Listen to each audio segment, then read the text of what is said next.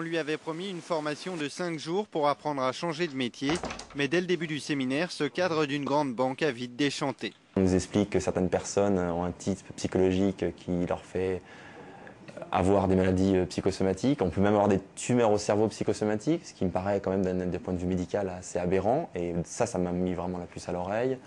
Drôle de discours et drôle de climat dans la pièce. Le jeune homme s'en aperçoit vite. Le séminaire tient plus du test de personnalité que de la formation professionnelle. C'est un mélange de psychologie que je considère de psychologie de bas étage, assez ésotérique, qui parlait toujours de type de personnalité, déstructurée, restructurée, qui vous apprenait un petit peu, connaissez-vous vous-même pour vous améliorer, ce qui ressemble beaucoup à certaines techniques sectaires. Qu'est-ce que ça fait dans une banque, je vous le demande? L'hypnose ericksonienne, qu'est-ce que ça fait à la banque? Je vous pose la question.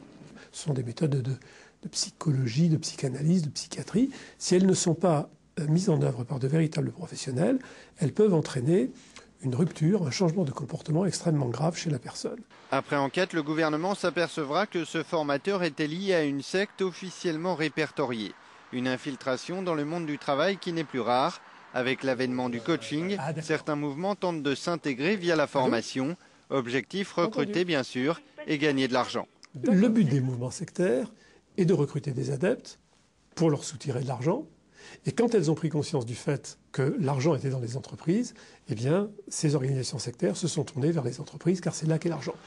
Le gouvernement reçoit chaque année 200 ou 300 plaintes comme celle-là.